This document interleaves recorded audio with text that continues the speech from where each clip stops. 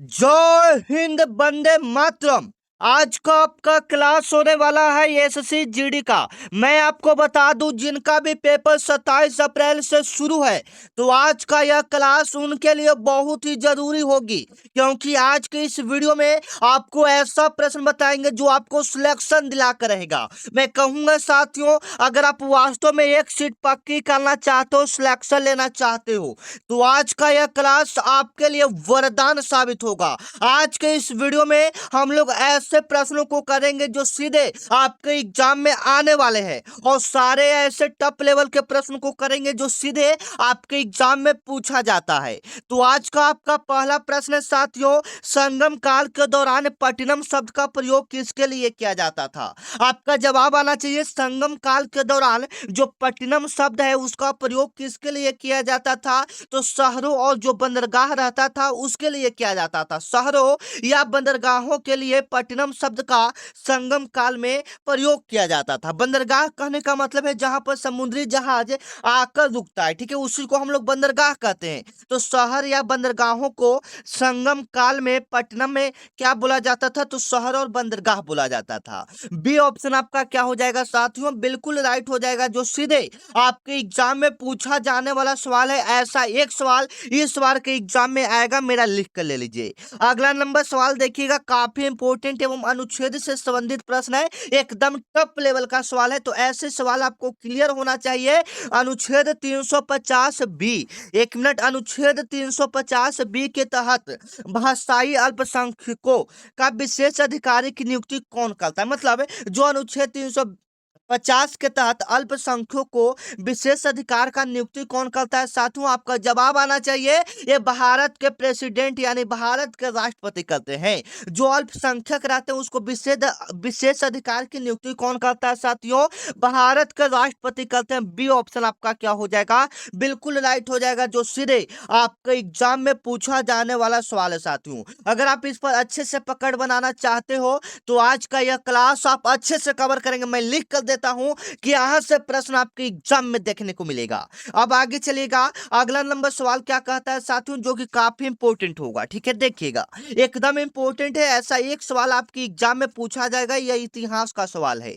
1924 के कानपुर षड्यंत्र मामले में किस क्रांतिकारी पर मुकदमा नहीं चलाया गया था? मतलब सवाल आपका कह रहा है कि जो 1924 में कानपुर में षड्यंत्र मामला हुआ था, उसमें कौन सा ऐसा क्रांतिकारी था जिस पर मुकदमा नहीं चलाया गया था? आपका जवाब आना चाहिए जतिन दास, जिस पर मुकदमा नहीं चला था। जतिन दास ऐसे व्यक्ति थे जिन पर मुकदमा नहीं चलाया गया था। आप याद रखिएगा, आपके एग्जाम में पूछा जाने वाला सवाल है। और इनमें इनमें इनमें जो जतिन दास थे उनको 63 दिन तक जेल में भूखा रखा गया था। आपके एग्जाम में पूछा जाएगा, ऐसे कौन से क्रांतिकारी थे जिनको 63 दिन जेल में भूखा रखा गया था? जतिन दास हो जाएगा। डी ऑप्शन यहाँ पर क्या करेंगे? बिल्कुल राइट करेंगे, जो सीधे आपके एग्जाम में पूछा जाने वाला सवाल है। और आज का यह क्लास आपके लिए सिलेक्शन वाली क्लास होगी। अगला नंबर सवाल है कि भारत में मैग्नीज का सबसे बड़ा संचित भंडार किस राज्य में है?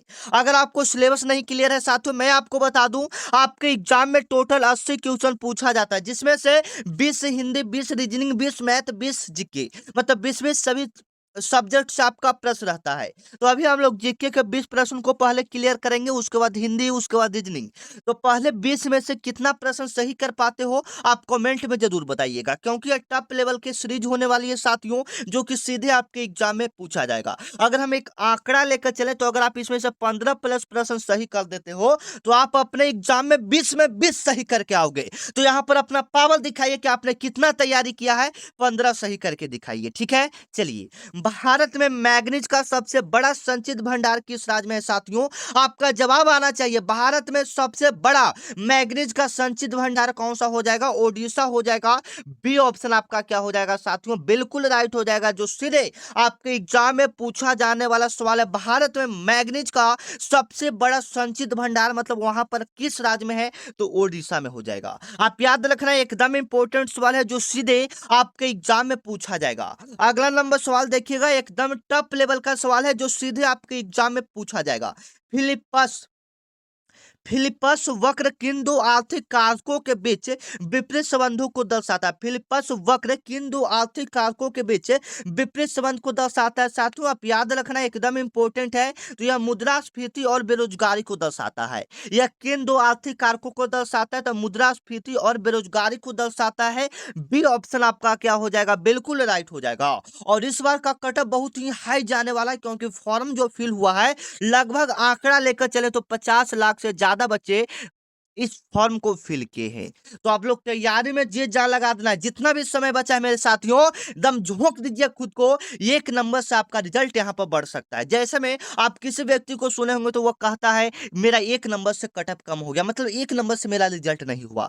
तो ऐसा कहना ना पड़े, इसलिए आप सिलेक्शन जरूर लीजिएगा, इस बार मेहनत कीजिए। और आपके लिए हम पीछे आपके बड़े भैया खड़ा है, तो चैनल को आप लोग फटाक से सब्सक्राइब कर लेंगे, क्योंकि यहाँ तक जब तक आपका एग्जाम नहीं हो जाएगा डेली हम आपको एसएसजीडी का ऐसा क्लास देंगे जो सीधे आपके एग्जाम में टकराएगा। तो आप चैनल को अभी फटाफट सभी कोई बच्चे सब्सक्राइब कर लेंगे। चलिए अगला नंबर सवाल है कि प्रकाश के परिकिलन में तीव्रता तरंगदैर्घ्य के किस घात के व्युत्क्रमानुपाती होता है? प्रकाश का जो परिकिलन होता है उसमें तीव्रता तरंगदैर्घ्य के किस घात के व्युत्क्रमानुपाती होता है? आपको याद हो जाना चाहिए, ये घात 4, ये घात 4 के व्युत्क्रमानुपाती होता है। इसे रियल का नियम भी कहा जाता है, ठीक है ना। आप याद रखना, जो सीधे आपके एग्जाम में पूछा जाने वाला सवाल है। और यहाँ से यह भी सवाल पूछा जाता है कि रेलवे में लाल सिग्नल का प्रयोग किसके लिए किया जाता है? कोई बच्चे बता सकते हैं रेलवे में लाल सिग्नल का प्रयोग किसके लिए किया जाता है? आपका कमेंट आना चाहिए, हम देखना चाहते हैं कितने बच्चे यहाँ पर राइट जवाब दे पाते हैं। ठीक है, चलिए अगला नंबर सवाल देखिएगा, नृत्य से है जो आपके एग्जाम में एकदम संभव है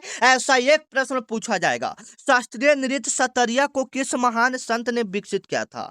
आपका ये वाला सवाल जो है काफी इंपॉर्टेंट है, आपने ऐसा प्रश्न कभी नहीं किया होगा। तो शास्त्रीय नृत्य जो सतरिया है उसको किस महान संत ने विकसित किया था साथियों? तो आपका जवाब आना चाहिए श्रीमंत शंकर देव ने। इसको किसने विकसित किया था? श्रीमंत शंकर देव ने किया था। बी ऑप्शन आपका क्या हो जाएगा?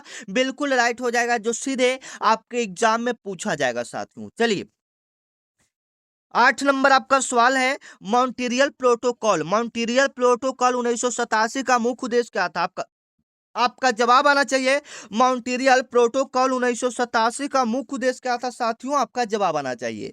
बिल्कुल इंपॉर्टेंट सवाल है साथियों, बताइएगा बताइएगा इसका राइट आंसर क्या होना चाहिए? तो ओजोन परत के संरक्षण था। ओजोन परत का संरक्षण मतलब ओजोन परत का बचाव करना, यह मॉन्ट्रियल प्रोटोकॉल 1987 का मुख्य उद्देश्य था। ओजोन परत का संरक्षण करना, बी ऑप्शन इसका क्या हो जाएगा? बिल्कुल राइट हो जाएगा, जो सीधे आपके एग्जाम में पूछा जाने वाला सवाल है साथियों। अगर अगला नंबर सवाल की अगर हम लोग बात करें, थॉमस कप और उबेर कप का संबंध किस खेल से? ये थोड़ा सा इंपॉर्टेंट सवाल है साथियों, आप ऐसे प्रश्नों पर अच्छे से पकड़ बनाना, ठीक है ना। तो थॉमस कप और उबेर कप का संबंध किस खेल से है? तो ये आपका बैडमिंटन से हो जाएगा। यह किससे संबंध हो जाएगा साथियों? बैडमिंटन से और खेल से संबंधित है। एक प्रश्न आपके एग्जाम में पूछा जाएगा। जैसे में अगर हम यहाँ पर सबसे पहले अगर खेल से कोई संबंधित प्रश्न बनेगा, खेल दिवस कब मनाया जाता है? आपको याद होना चाहिए, खेल दिवस जो मनाया जाता है 29 अगस्त को खेल दिवस मनाया जाता है। 29 अगस्त को आपका क्या मनाया जाता है? खेल दिवस मनाया जाता है, जो सीधे आपके एग्जाम में पूछा जाने वाला सवाल है। अगर अगला नंबर सवाल की बात करेंगे साथियों खेल से संबंधित, तो बहुत सारे ऐसे प्रश्न जो आपके एग्जाम में पूछे जाते हैं। जैसे में थॉमस कप तो हो गया किस खेल से संबंधित है, उसी प्रकार से भारत का सबसे बड़ा खेल कौन सा है? कोई बच्चे बता सकते हैं? या कबड्डी में कितने खिलाड़ी होते हैं? सबसे ज्यादा खिलाड़ी किस खेल में होते हैं? ये सारे सवाल आपके एग्जाम में कभी ना कभी पूछे जा चुके हैं, ठीक है। तो 2-3 सवाल यहाँ पर हम करवा देते हैं जो आपके एग्जाम में पूछा गया। सबसे ज्यादा खिलाड़ी किस खेल में होता है? तो उस खेल का नाम है रग्बी फुटबॉल। उसमें टोटल 15 खिलाड़ी होते हैं साथियों रग्बी फुटबॉल में, ठीक है ना। और हॉकी में कितने खिलाड़ी होते हैं, क्रिकेट में कितने खिलाड़ी होते हैं, फुटबॉल में कितने खिलाड़ी होते हैं? ये तीनों में आपका 11-11 खिलाड़ी होता है। हॉकी, क्रिकेट, फुटबॉल, ये तीनों में आपका 11 खिलाड़ी होता है। आप याद रखना, आपके एग्जाम में पूछा जाएगा। अगला नंबर सवाल है कि भारत का एकमात्र सक्रिय ज्वालामुखी बैरन द्वीप कहाँ में स्थित है। यहाँ से सवाल भी आपके पिछले साल एग्जाम में बना था कि भारत का एकमात्र सक्रिय ज्वालामुखी कौन सा है, तो उसका नाम है साथियों बैरन द्वीप। उसका नाम क्या है, बैरन द्वीप है। वह कहाँ में स्थित है, आपका जवाब आना चाहिए वह कहाँ में स्थित है साथियों। आपका जवाब बिल्कुल आ रहा है सही, अंडमान निकोबार द्वीप समूह में, मतलब अंडमान द्वीप समूह में है। सी ऑप्शन इसका क्या हो जाएगा, बिल्कुल राइट हो जाएगा, जो सीधे आपके एग्जाम में पूछा जाने वाला सवाल है। 11 नंबर आपका सवाल है कि भारत के किस राज्य में सर्वप्रथम अनुच्छेद 356 का प्रयोग किया गया था। अनुच्छेद 356 कहने का मतलब राष्ट्रपति शासन का सबसे पहले प्रयोग किस राज्य में किया गया था। आपका जवाब आना चाहिए साथियों, यह है पेप्सू। इस कौन सा राज्य है साथियों, कौन सा राज्य है, उसका नाम है पेप्सू। पेप्सू मतलब यहाँ पर हमको भी समझ में नहीं आ रहा है ऐसा कौन सा राज्य है साथियों, लेकिन आप याद रखना पेप्सू यहाँ पर बिल्कुल सही होगा। ठीक है, चलिए 12 नंबर आपका सवाल है, शरावती जल विद्युत परियोजना किस भारतीय राज्य में स्थित है। शरावती जल विद्युत परियोजना भारत के किस राज्य में स्थित है साथियों, आपका जवाब आना चाहिए शरावती आपका कर्नाटक में स्थित है। शरावती जल विद्युत परियोजना भारत के किस राज्य में स्थित है, तो ये आपका कर्नाटक में है। बी ऑप्शन आपका क्या हो जाएगा, बिल्कुल राइट हो जाएगा, जो सीधे आपके एग्जाम में पूछा जाने वाला सवाल है। और जो जोग जलप्रपात है वह इसी नदी पर बना हुआ है, शरावती नदी पर। जोग जलप्रपात किस नदी पर बना हुआ है, शरावती नदी पर, और वह कहाँ में स्थित है, तो कर्नाटक में स्थित है।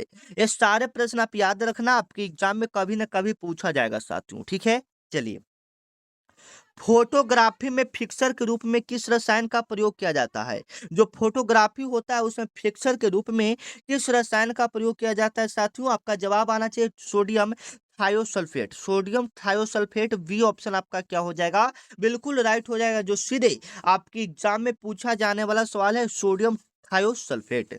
बी ऑप्शन इसका क्या हो जाएगा, बिल्कुल राइट हो जाएगा, जो एकदम टॉप लेवल का सवाल है, आपको क्लियर होना चाहिए। अगर अगला नंबर सवाल की बात करें साथियों कि किस दिल्ली सुल्तान ने रक्त और लौह की नीति अपनाई थी। किस दिल्ली सुल्तान ने रक्त एवं लौह की नीति अपनाई थी साथियों, आपका जवाब आना चाहिए किस सुल्तान ने रक्त एवं लौह की नीति अपनाई थी, तो गयासुद्दीन बलबन ने अपनाया था। किसने अपनाया था, गयासुद्दीन बलबन ने। सी ऑप्शन आपका क्या हो जाएगा, बिल्कुल राइट हो जाएगा, जो सीधे आपके एग्जाम में पूछा जाने वाला सवाल है। अगर 15 नंबर सवाल की बात करें साथियों, तो एकदम इंपॉर्टेंट सवाल है, आप जवाब दीजिएगा। ठीक है, भारत में जीएसटी लागू करने का सुझाव किस समिति ने दिया था। भारत में जीएसटी लागू करने का सुझाव किस समिति ने दिया था, विजय केलकर समिति ने दिया था। बी ऑप्शन आपका क्या हो जाएगा, बिल्कुल राइट हो जाएगा। बी ऑप्शन यहाँ पर क्या हो जाएगा, बिल्कुल राइट हो जाएगा। भारत में जीएसटी लागू करने का सुझाव किस समिति ने दिया था, विजय केलकर समिति ने दिया था। बी ऑप्शन आपका क्या हो जाएगा, बिल्कुल राइट हो जाएगा, जो सीधे आपके एग्जाम में पूछा जाने वाला सवाल है साथियों कि भारत में जीएसटी लागू करने का सुझाव किस समिति ने दिया था, विजय केलकर समिति ने दिया था। अगला नंबर सवाल है, देखिएगा एकदम टॉप लेवल का सवाल है। दाची गाम राष्ट्रीय उद्यान मुख्य रूप से किसके संरक्षण के लिए प्रसिद्ध है। दाची गाम राष्ट्रीय उद्यान मुख्य रूप से किस संरक्षण के लिए प्रसिद्ध है साथियों, आपका जवाब आना चाहिए हंगुल। किसके लिए प्रसिद्ध है, हंगुल या कश्मीरी स्टैग के लिए। हंगुल या कश्मीरी स्टैग के लिए। बी ऑप्शन आपको क्या हो जाएगा, बिल्कुल राइट हो जाएगा, जो सीधे आपके एग्जाम में पूछा जाने वाला सवाल है। दाची गम राष्ट्रीय उद्यान मुख्य रूप से किसके संरक्षण के लिए प्रसिद्ध है, हंगुल कश्मीरी टैग के लिए। बी ऑप्शन यहाँ पर क्या हो जाएगा, बिल्कुल राइट हो जाएगा, जो सीधे आपके एग्जाम में आने वाला सवाल है। और जो बच्चे अभी तक चैनल को सब्सक्राइब नहीं किए, टेलीग्राम ग्रुप को ज्वाइन नहीं किए, ज्वाइन कर लेंगे, क्योंकि अगर आप पीडीएफ लेना चाहते हैं तो आपको ज्वाइन करना पड़ेगा साथियों। ठीक है ना, तो टेलीग्राम पर जाइए, उम्मा जी के ट्रिक सर्च कीजिए, उधर मेरा चैनल आ जाएगा, या डिस्क्रिप्शन में इसका लिंक दिया रहेगा, उस पर क्लिक करेंगे तो यहाँ से भी जुड़ सकते हैं। अगला नंबर सवाल है, राइडर कप का संबंध किस खेल से है साथियों। राइडर कप का संबंध किस खेल से है, आपका जवाब आना चाहिए कि राइडर कप का जो संबंध है वह गोल्फ से है। किससे साथियों, गोल्फ से है। बी ऑप्शन इसका क्या हो जाएगा, बिल्कुल राइट हो जाएगा, जो सीधे आपके एग्जाम में पूछा जाने वाला सवाल है कि राइडर कप का संबंध किस खेल से है, तो गोल्फ से है। ठीक है, चलिए अगला नंबर सवाल है कि इंटरनेशनल के संदर्भ में यूआरएल का पूर्ण रूप क्या होता है। एकदम इंपॉर्टेंट सवाल है, जो सीधे आपके एग्जाम में पूछा जाएगा। इन्फॉर्म रिसोर्स लोकेटर होता है, ठीक है ना। यानी ए वाला ऑप्शन जो देख रहे हैं साथियों, वही बिल्कुल क्या हो जाएगा, राइट हो जाएगा। ये ऑप्शन इसका क्या करेंगे हम लोग, बिल्कुल सही करेंगे। चलिए 19 नंबर आपका सवाल है, प्रसिद्ध पुस्तक गुलामगिरी पुस्तक के लेखक कौन है? प्रसिद्ध जो पुस्तक गुलामगिरी है उसके लेखक कौन है साथियों? ज्योतिबाई फुले हैं। बी ऑप्शन आपका क्या हो जाएगा? बिल्कुल राइट हो जाएगा, जो सीधे आपके एग्जाम में पूछा जाएगा। जो प्रसिद्ध पुस्तक गुलामगिरी है उसके लेखक कौन है? ज्योतिबाई फुले हैं, आप याद रखना। अगला नंबर सवाल की बात करेंगे, हॉर्नबिल महोत्सव। हॉर्नबिल महोत्सव भारत के किस राज्य में मनाया जाता है साथियों? आपका जवाब आना चाहिए। जो हॉर्नबिल महोत्सव है साथियों, यह नागालैंड में मनाया जाता है। यह कहाँ में मनाया जाता है? नागालैंड में। इसे त्योहारों का त्योहार भी कहा जाता है। इसे क्या कहा जाता है? त्योहारों का त्योहार भी कहा जाता है। याद रखना है, एकदम इंपॉर्टेंट सवाल है। तो यहाँ पर हम लोग जीके के 20 प्रश्न को क्लियर कर लिए। अब हम लोग थोड़ा सा हिंदी में चलते हैं, जो सीधे आपके एग्जाम में पूछा जाएगा। ठीक है, आ जाइए। हिंदी में भी अपना स्कोर बताइएगा साथियों। ओ, शायद लगता है यहाँ पर समाप्त हो गया। ठीक है, 1 मिनट का आप थोड़ा सा वेट करेंगे साथियों।